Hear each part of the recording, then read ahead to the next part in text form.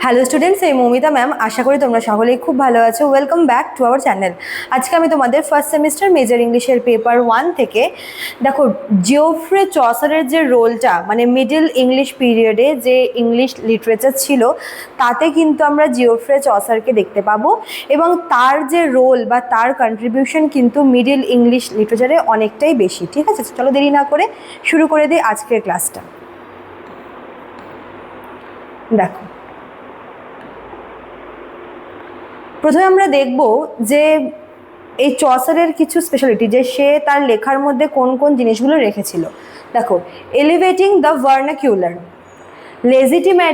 legitimatizing English, wrote in Middle English rather than Latin or French, demonstrating the language's literary capability। কি বলেছিল যে এই সময় দেখো মিডল ইংলিশে ল্যাটিন বা ফ্রেঞ্চ এইসব ভাষায় না লিখে, যেহেতু এগুলো হচ্ছে একটু কঠিন ছিল ভাষা, তাই তিনি কিন্তু ইংলিশ ভাষাতে আর কি লিখেছিল। মিডল ইংলিশে তিনি তার পোয়েমগুলো সমস্ত কিছু কিন্তু ইংলিশ ল্যাঙ্গুয়েজে লিখেছিল, এবং এতে করেই কিন্তু তার ভাষার ওপর তার যে দক্ষতা সেটা তিনি প্রমাণ করেছিলেন। স্ট্যান্ডার্ডাইজিং ডায়ালেক্ট, দেখো অ্যাডাপ্টেড দ্য লন্ডন, যেটা হচ্ছে ইস্ট মিডল্যান্ডসের মধ্যে পড়ে, dialect laying the foundation for modern standard English. ঠিক আছে, দেন কি বলেছে, metrical innovations, introduced iambic pentameter, the heroic couplet and the 7-লাইন রাইম রয়্যাল স্ট্যাঞ্জা। তো তিনি কিছু হচ্ছে তার নতুন নতুন কিছু ইনোভেশন ছিল, যার মধ্যে ছিল হচ্ছে আয়াম্বিক পেন্টামিটার। তিনি কিন্তু এই প্যাটার্নটা নতুন আর কি তিনি ইন্ট্রোডিউস করেছিলেন, প্লাস এই হিরোইক কাপলেটের যে ব্যাপারটা এটাও কিন্তু তিনি হচ্ছে এনেছিলেন। এছাড়া তিনি হচ্ছে 7-লাইন রাইম রয়্যাল স্ট্যাঞ্জারও কিন্তু ইন্ট্রোডাকশন করিয়েছিলেন। ঠিক আছে, আচ্ছা, এবার আমরা দেখব তার কিছু লিটারারি ওয়ার্ক। দেখো কি কি আছে। Chaucer departed from medieval allegory to pioneer realistic human storytelling।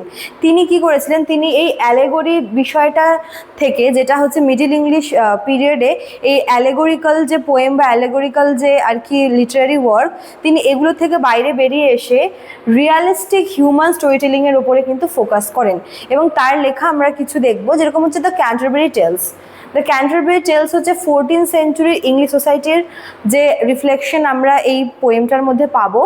এখানে হচ্ছে এটা একটা পিলগ্রিমেজ ফ্রেম স্টোরি, যেখানে প্রায় 29 আর কি যারা হচ্ছে পিলগ্রিমস, তাদের আর কি তাদের যে স্টোরি টেলিং, তাদের যে গল্প, সেটাকে কিন্তু ক্যাপচার করা হয়। ঠিক আছে, যেরকম এখানে নাইট আছে, নাইট বলে একটা ক্যারেক্টার থাকে, সেও হচ্ছে একজন যাচ্ছিল সে ক্যান্টারবারিতে। তারপর ওয়াইফ অফ বার্থ বলে থাকে। তো প্রত্যেকেরই নিজস্ব গল্প কিন্তু এই ক্যান্টারবারি টেলসে চসার হচ্ছে ক্যাপচার করে। ঠিক আছে, এবং সেগুলো সমস্ত গল্প কিন্তু ভীষণ রিয়ালিস্টিক, মানে অ্যালেগরিক্যাল না, সবই কিন্তু রিয়ালিস্টিক হিউম্যান স্টোরি তিনি হচ্ছে ক্যাপচার করেছিলেন।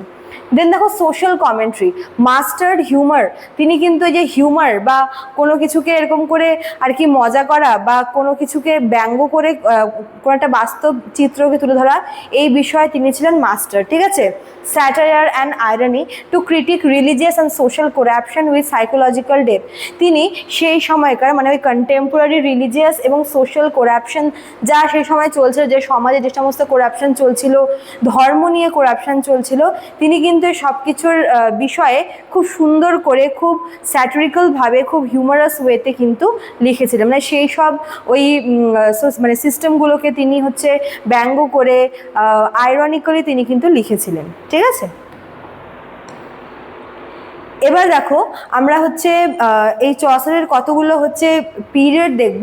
তো ফার্স্টে রয়েছে হচ্ছে ফ্রেঞ্চ পিরিয়ড। ঠিক আছে, ফ্রেঞ্চ পিরিয়ডে তার লেখার যে মানে কোন কোন বিষয়গুলো ছিল, এখানে দেখো, courtly love tradition, allegorical dream vision. ঠিক আছে, যার উপরে দুটো বইও আছে, একটা হচ্ছে the book of the duchess আর একটা হচ্ছে রোম্যান ডে লা রোজ। দেন আমরা দেখবো যে ইটালিয়ান পিরিয়ড, এখানে ইটালিয়ান রেনেসার উপরে খুব বেশি ফোকাস করা হয়েছিল, যার মধ্যে কয়জন আছে, দান্তে আছে, বোকাচিও আছে, পেট্রার্ক আছে, এরাও কিন্তু ছিল। ঠিক আছে, যেরকম এখানে দুটো বইও আছে, ট্রোইলাস অ্যান্ড ক্রাইসাইড আর হচ্ছে দ্য হাউস অফ ফেম। দেন আমরা দেখবো হচ্ছে ইংলিশ পিরিয়ড, এখানে হচ্ছে direct observation of native 14th century English, এখানে হচ্ছে 14th সেঞ্চুরির যে ইংলিশ সোসাইটি তার উপরে কিন্তু ফোকাস করে লেখা হয়েছিল, যার একটা প্রমিনেন্ট এক্সাম্পল হচ্ছে দ্য ক্যান্টারবারি টেলস। ঠিক আছে, এইভাবেই কিন্তু আমরা দেখবো যে চসার কিভাবে হচ্ছে মিডল ইংলিশ লিটারেচারে তার যে অবদান বা তার কন্ট্রিবিউশন রেখেছিল। এখানে হচ্ছে তার কোন কোন তার ইনোভেশনসগুলো এখানে লিখতে হবে, যেমন হচ্ছে সে সেই সময় ল্যাটিন বা ফ্রেঞ্চ ভাষায় না লিখে সে ইংলিশ ল্যাঙ্গুয়েজটাকে চুজ করেছিল। ঠিক আছে, প্লাস তারপরে হচ্ছে সেই সময় এই মডার্ন স্ট্যান্ডার্ড ইংলিশটাকে তিনি সেই সময় আর কি অ্যাডপ্ট করেছিলেন। তিনি আয়াম্বিক প্যান্টামিটার, হিরোইক কাপলেট, 7 স্ট্যান্জার মানে রাইম স্কিম তিনি তৈরি করেছিলেন, ইন্ট্রোডিউস করেছিলেন। তো এটা হচ্ছে তার সম্পূর্ণ নিজস্ব আর কি সত্তা।